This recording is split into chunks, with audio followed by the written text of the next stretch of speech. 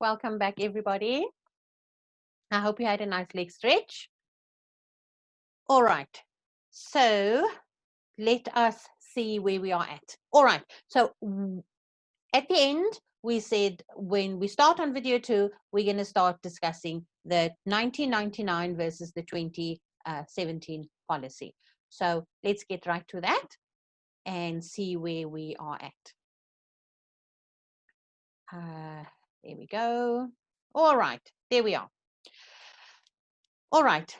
The 1999 policy was extremely discriminatory against people infected or affected by HIV. When we look at the slide, if you look at the old policy or the current policy that you guys have, it focused on awareness and education, first of all. On HIV, it focused on monitoring of the status of HIV, but we know that was never implemented. The main thing I need to stress here with regard to the old policy, it was all good and well, but it was never implemented. The old policy also refers to infectious illnesses like HIV as chickenpox or mumps. They saw them in the same little bucket as chickenpox and mumps. Isn't that dangerous? I mean, we clearly have lost the plot in terms of that. If we can look at an infectious illness like HIV in the same sentence as we look at chickenpox and mumps, then clearly we have some serious issues. We have clearly missed the plot. Then it also spoke of protecting others from infection, nothing referring to the infected or the affected learner. It also spoke about contamination through sport, but not how it would affect or how we can bring sport and bring all of these infected or affected learners as forming part of the sporting community. It spoke about prevention and providing life skills, but we know if we look at the current status of the numbers of HIV and the increases that we spoke about in the previous video, we know that has not happened at all, which means it was all good and well to write it, but implementing it was something that didn't happen. It also briefly refers to a health committee with knowledge of healthcare. Now, I do know each school is supposedly should have a health committee or a health and safety committee. But what's important is that they should have knowledge of healthcare. The policy also spoke of a process of implementation of the HIV policy. Again, given the facts as we know it now, we know it was never implemented. And then, finally, it briefly refers to regular review. So now let me ask you this, regular review, 1999, 2017. How regular was that review? All right. Let's now look at the new policy. The new policy should provide sufficient information regarding contamination and contraction of HIV/AIDS. It should also place emphasis on privacy and confidentiality, which means the status of the infected person must also be monitored effectively. It refers to prevention of tuberculosis. If you look at that statement, prevention of tuberculosis, nowhere within the old policy did they address tuberculosis. It also speaks to protecting the infected and affected person from stigmatization, discrimination, and any form of educational disadvantages. Something the old policy didn't even address. Guidance on the prevention and protection of affected and infected individuals. There they're speaking directly to the infected or affected learner or person within your schooling community. They look at the care, support, and the rights of those individuals. When it comes to the new policy, the implementation plan must be specific. This policy must be implemented. We need to reduce the number of infections in our country. And where better to start than within our schooling system with the necessary education. The implementation is a specific plan together with your castle, together with the Department of Social Development and the Department of Basic Education. Your health professionals will form part of your schooling community when it comes to support and referral services. There must also be within your policy detailed structural procedures in terms of the roles and the responsibility of people involved with mainstreaming the infections. Your policy needs also to have a draft on the guidance and monitoring and evaluation of infected and affected learners. Comprehensive and prioritized research needs to be done to ensure the safety of each and every individual within the schooling system. It's imperative. There is no way we can walk around and pretend it hasn't affected us. It's right here. It's right here with us. It is our problem. It's a problem that needs to be fixed, and who better than us within the education system? Remember, any learner spends more hours of his day within the schooling system than what he does on the outside world, than what he does with his own parents or his own peers. All right. If you have any questions in terms of this, now's the time for you to write it down. All right. Let's move on to our policy themes. Now, in order to be effective in writing the content of this policy, there are 6 policy themes that needs to be taken into consideration. This new policy is organized around the 6 themes, which means each and every one of those themes must be covered within your policy.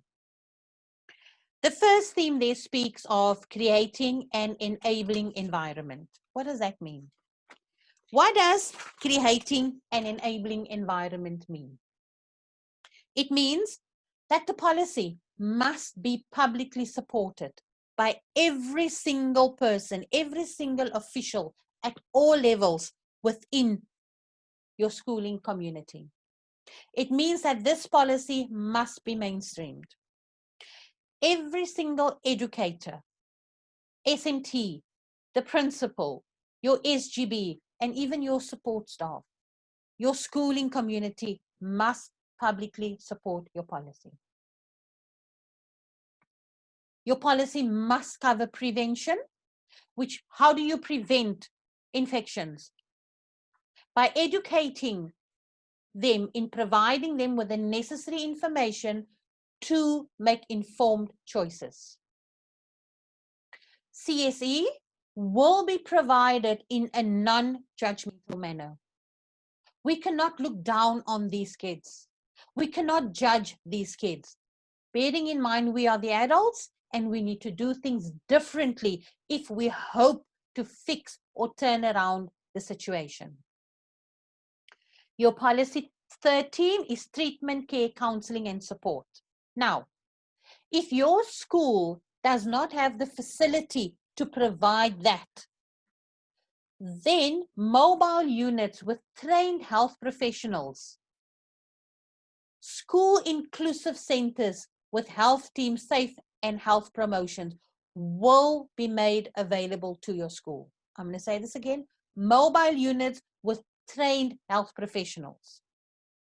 They will become inclusive centers with your school to promote health and safety within your school and its schooling community. I want to ask that within your school setting, remember when it comes to your policy, each school has got its own dynamics, its own challenges. Every schooling community has got local clinics and day hospitals, Within your schooling community, there are also various NGOs, NPOs, and CBOs operating within your area. They don't know the needs that you have. So you as a school need to reach out to them. Share your need and let them reciprocate. These organizations are there to assist our schools with whatever need they have. But they can only assist us if we reach out to them. Then we look at impact mitigation. We look at our OVCs, which is our orphan and vulnerable children. You look at our LGBTQIA, which is your lesbian, gay, bisexual, transgender, queer, intersex, and asexual learner. And we look at our learners with special needs. These learners should be provided with a barrier-free education. Currently, we are losing them to the outside world. We need to bring them back into the fold where they know, along with your normal male and female learner, along with your normal learner who has no special needs, they too belong to the very same system. When it comes to workplace issues, every school will be free from discrimination and harassment. There'll be zero tolerance for any sexual abuse and exploitation by those in authority. These are the kind of things that needs to be written in your policy. When it comes to management of policy response, remember that because the previous policy was not managed and because the pandemics, and I'm calling it pandemics, not just COVID, I'm talking HIV, I'm talking tuberculosis, I'm talking STIs. Because they were not managed effectively, we are sitting with the figures that we are sitting with. So it's important for us to mainstream the pandemics. Reach out to our NBOs, our CBOs, our NPOs, NGOs, and let them provide us with continuous training. We know what we need, they don't. Reach out to them, let them come on board and assist us. They can assist us. They have the funding to assist us. The Department of Basic Education can't see to all our needs sufficiently or quickly enough as per our standards. So reach out to those within your community. Let them help and guide you in mainstreaming these pandemics. If there's any questions with regard to the policy themes, please note them. We are coming back to them in a few minutes. Let's look at our guiding principles. In order for us to write our policy, we need to look at two things. One is our policy themes, and secondly, our guiding principles. These are the two things that's going to guide our policy.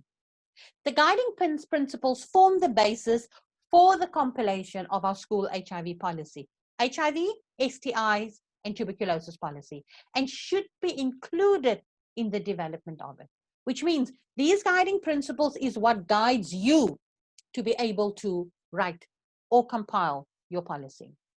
You look at it, access to education for everybody. Whether it is a learner with learning difficulties, whether it is a learner, an OVC learner with personal issues, all these learners needs to be encompassed within that policy. We need to provide access to counseling, testing, treatment, care, and support. And if the school cannot provide that for them, then the school needs to reach out to the organizations within the area, as well as the Department of Health.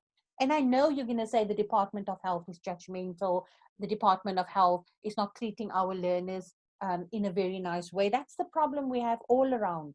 But reach out not to the nursing sister, but reach out to the facilities manager at that institution and network with them so that our learners can have access to the necessary counseling, testing, treatment, care, and support. And write that in your policy. Our learners and people within our schooling community, and that includes educators, our support staff, etc., should have access to the information. Write that in your policy.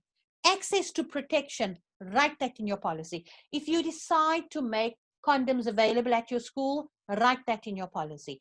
If the school decides to not make condoms available at that school, you write that in your policy, but provide them with the guidelines as to where they can go for that protection or that information. Everybody knows where to go for protection, but it's nice just to remind them. You keep reminding them, it will at one point sink in. Equity and protection from stigma and discrimination for everybody. Fair labor practices, which also forms part of your policy themes. Gender equality, sensitivity, and responsiveness. Remember when we spoke about the LGBTQIA community. Now, one thing very important is that currently all schools have got a male and female bathroom, all right? That doesn't mean if we have a gay young man and he comes to the principal or his parents come to the principal and say, please, my son, even though he was born male, he actually is female because of his choice and he would like to use the girls' bathroom. If it's written in your policy that penises to the boys' bathroom and vaginas to the girls' bathroom, I'm using these words because these are the words that are biologically correct, then it should be written in your policy. If it's not written in your policy, chances are that mom is going to come and say, Johnny is a young girl, even though he's born with a penis, but he would like to use the girls' bathroom. And if it's not written in your policy the other way around, then you have no option but to allow him to go. So if you do not want the LGBTQI community or learners to be able to use your male and female bathrooms as per their choice, I'm a lesbian, so I'm going to use the boys' room, or I'm gay, I'm going to use the girls' room. You need to write that in your policy. And remember, when it comes to government, if for any reason the parent does not accept what is written in your policy, at the end of the day, legally, when we look at it legally, they're going to look at his birth or her birth certificate. What does the birth certificate say? If the birth certificate says male, then unfortunately he will have to go to the male bathroom. All right.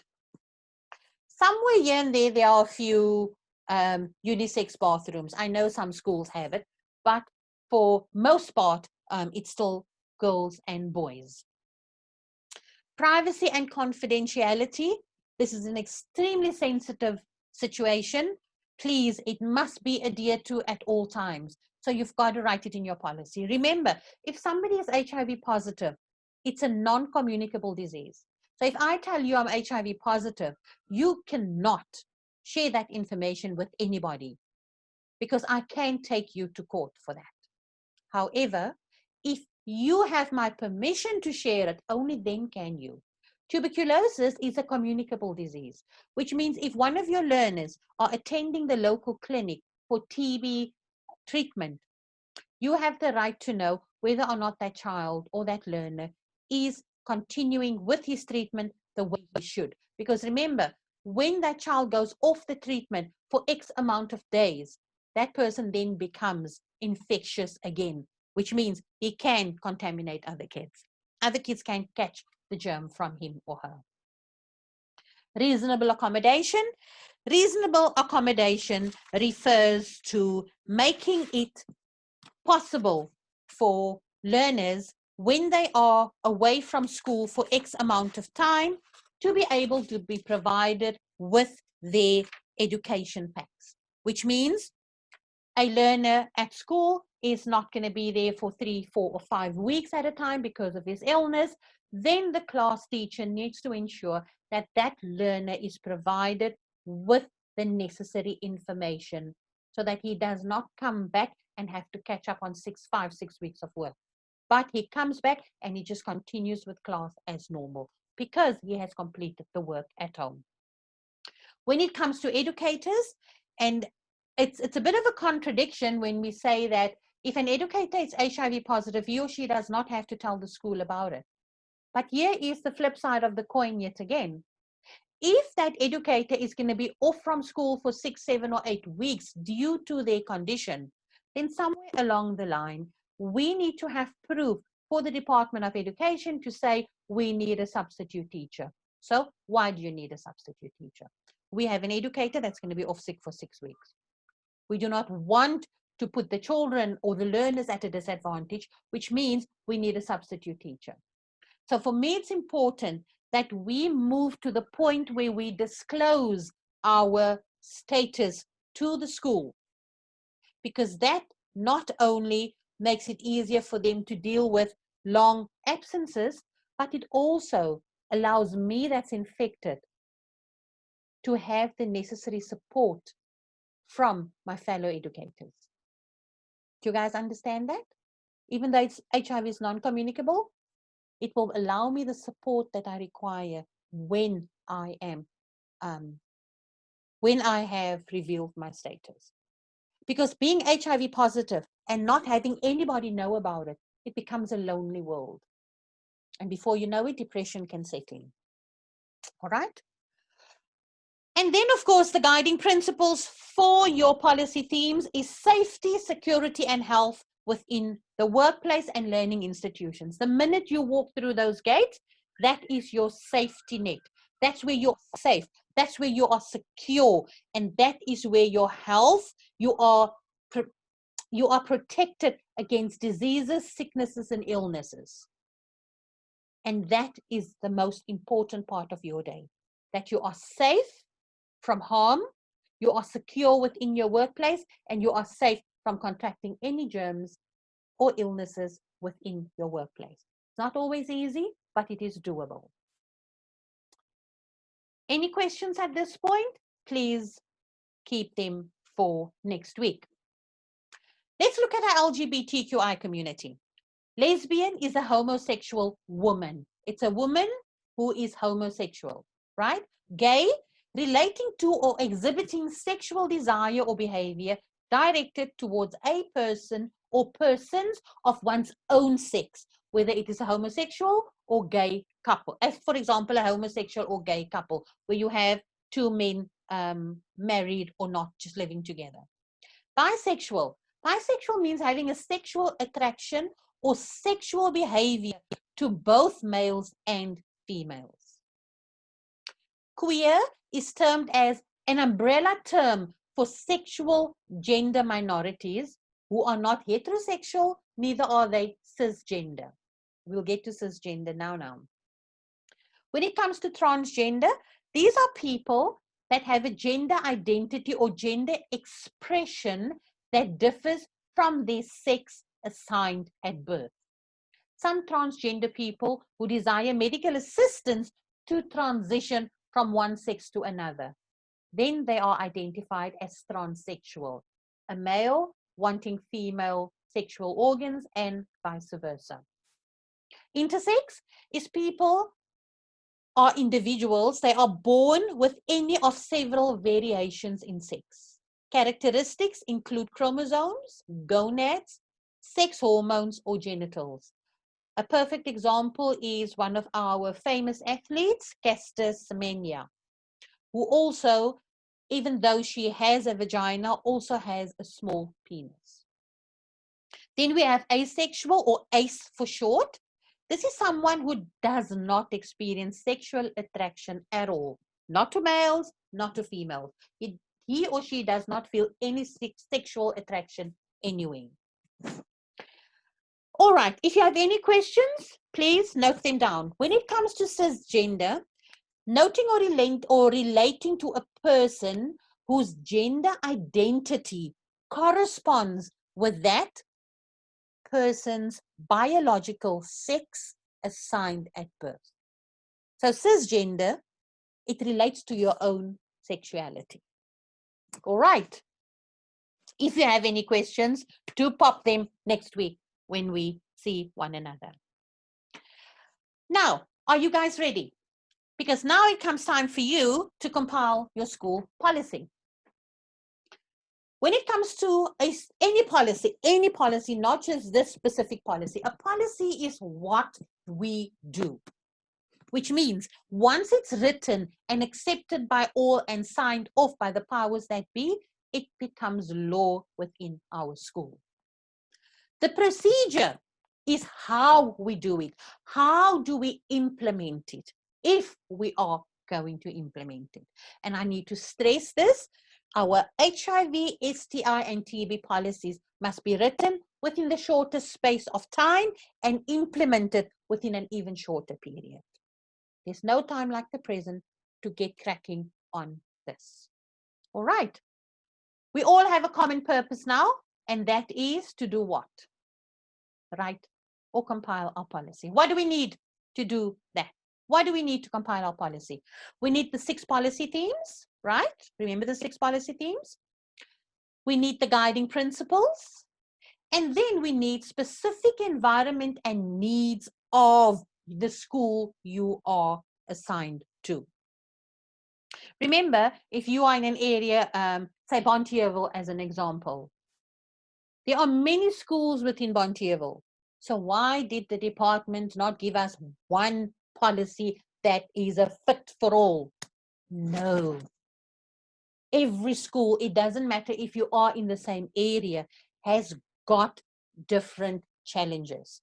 And you need to take your school's challenges into consideration when compiling your policy. Remember, right to access care and support is very important in your policy. Privacy, extremely essential. And then, of course, ongoing training, monitoring, and evaluation. And please do not forget the pregnant teens when writing your policy. So these are your guiding principles, your policy themes, and what you need to compile a policy fit for your school. Each one of you will receive a copy of a generic policy. And what does that generic policy do? That generic policy guides you into being able to compile your own school policy. It will have your school emblem on there. It will have your school name and your school details on there.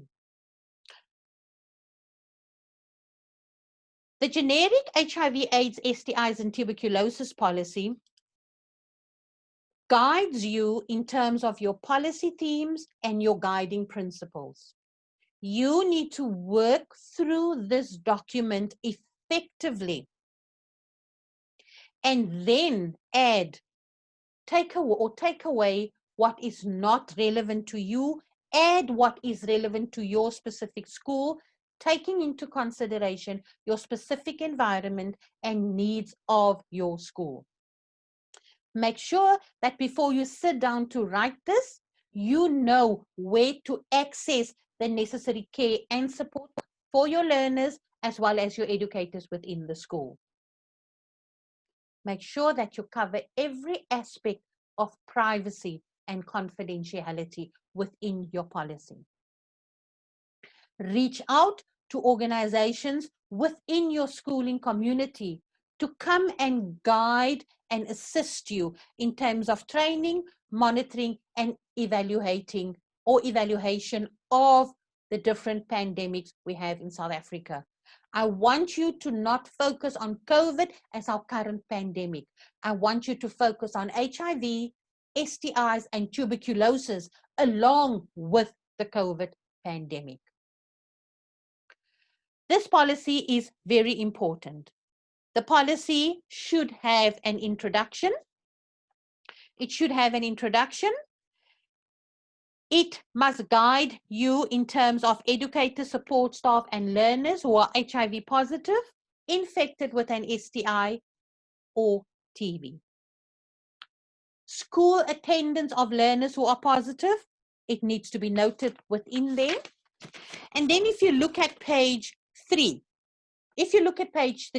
there the school decides either or. When it comes to protection, the school can either decide it's not the policy of the school to make condoms available to our learners as a preventative measure. However, attached are guidelines as to where the learners can access these condoms. You understand? Or you decide that condoms will be made available through the grade advisor who forms part of the committee responsible for infected and affected learners. a guideline which can be found later in the document. So when you look at your policy document, it covers making HIV and your AIDS status public. It guides you in terms of that. It guides you in what needs to be done when it comes to sport with regard to our infected and affected learners, as well as our healthy learners. It provides education guidelines for our learners. Counseling, testing, treatment, care, and support provision is made for within the policy. Information required for learners and educators and staff also is provided for within there. The protection we've covered. You also need to speak to discrimination within your school. Learners who refuse to attend the same class, as an example, learners who refuse to attend the same class as a learner that's infected with HIV and tuberculosis. What would you do? You have one learner that's HIV positive, and now you have a handful of learners who refuse to, as an example, attend class with that learner. What do you do? Remember, no discrimination is allowed. Those learners who refuse to will be reported to the governing body, and their parents must be called in. But these are the kind of things that you write within your policy. Then we look at equity and protection. All educators, support staff, and learners, irrespective of their status, will have equal rights within the schooling system. We look at fair labor practice, as I discussed earlier on. This policy document, we need to understand, is not discriminatory in any way whatsoever. Not against males, females, LGBTQIs, OVCs, infected or affected learners, or even learners with learning disabilities or learning barriers. The rights of all individuals and every single person will be considered, including those infected and affected with HIV. When we look at gender equality, sensitivity, and responsiveness, the school recognizes and acknowledges the vulnerability of all. So everybody forms part of my schooling community. Your policy has got to cover privacy and confidentiality. We've discussed reasonable accommodation. Educators, support staff, and learners diagnosed with TB, HIV, or those that are on treatment will not be allowed, learners or educators, and I mentioned this before, that are tuberculosis positive and are on treatment will not be allowed back into the school within the first 14 days from the start of treatment until their next first day at school. And remember, only a healthcare professional can give you the necessary documentation to say that they have been on treatment. So from day 1 to day 14, day 15 would be their first day back in school. These are all the things that you need to write within your policy. Now, if you look at the generic document that you've been given, everything is in there. You can tweak it and you can adapt it to your own wording for your specific school. They also refer to safety, security, and health within your school. Precautionary measures will be put in place to secure the safety, security, and health of all within the school. Non-adherence will be dealt with appropriately and in accordance with the laws of South Africa. Voluntary disclosure. If you don't want to disclose your HIV status, that's on you. Totally. Nobody can force you. But when it comes to tuberculosis and STIs, those are communicable diseases. We need to know what's happening. Then, also covered in your policy must be safety precautions. What do we do and how do we go about certain things when it comes to open wounds? As an example, we're not going to be discriminatory against anybody. So I know there's one learner or a particular learner that's HIV positive. Now, when that learner approaches my desk, I immediately glove up. Or that learner falls and needs attention, now I glove up. No, no, no. You glove up. Doesn't matter which learner approaches you. Doesn't matter which learner's got a little blood. Maybe they fell outside. Whether it's an infected, affected, or non-affected learner. Everybody gets treated the same way. And by all means, remember your safety first. If you have a scratch on your finger and you're going to assist an HIV positive learner that's bleeding, chances are you can contract that virus. So please, you need to glove up at all times. Write it in your policy that every classroom should have X amount of gloves at their disposal within a classroom. It needs to be within easy reach. All right? So work through your document and remember, every grade within the school have an educator appointed as HIV, AIDS, TB, or STI advisor. Every grade. So grade 1 has a member. Grade 2, 3, right up to grade 7. Your grade 8, 9, 10, right up to matric.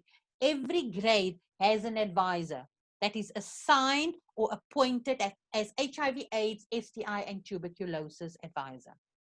And together, they will form your school's health and safety committee. When it comes to monitoring and evaluation, implementation of the policy will be effectively monitored by this committee. Weekly, monthly, quarterly, annual reports. Remember, we tell ourselves every time, I'm going to remember something. But chances are something that happened a month ago, I would have forgotten if I have to write a quarterly report. So make notes as you go along of what is transpiring throughout any given day, good or bad, when it comes to infected, affected, OVC, LGBTQI learners. It's important because these are the kind of things that drives our policies. Policy review, please. When we look at the 1999 policy to the 2017 policy, that was way too long a period for review. Hence, we're sitting with the numbers we are today. Policies needs to be reviewed at least every 3 years. But don't wait for 3 years to come and now you want to try and remember what has happened over the past 3 years, what has changed over the past 3 years. No, continuously educate yourself. Educate yourself within the changes. Educate yourself within new information that's coming forth so that when it comes to actually sitting down and reviewing your policy to either be edited, adjusted, things taken away, things added, you're already geared with the necessary tools and information to do that. It's important. I want you people to understand how important this policy is for our school, for all our schools, for our country. It's very important. Our numbers are way too high. COVID is not going to go away today or tomorrow. HIV has been coming on for decades already. Same with tuberculosis and STIs. We need to change the way we do things. We need to change the way we look at things. And remember, what you see is not always what you get. We need to look at different angles, and we need to constantly and conscientiously educate ourselves every single day, because things are not going to get any better if we're going to keep behaving like ostriches. Not my circus, not my monkeys, not happening to me. It is happening to all of us. You remain safe. You take care of yourself. Practice safety, your own safety first and foremost above all else. And only then can you transfer that onto those around you. So stay safe, take care. Cape Town is very cold. Stay warm, and we'll see one another next week. Have your questions ready. If you have any, I'd love to hear them, love to speak to you. And remember, I don't know everything, but I can guarantee you this: what I do not know, I will note down and get back to you at a later stage. But getting you the answers will be my next port of call.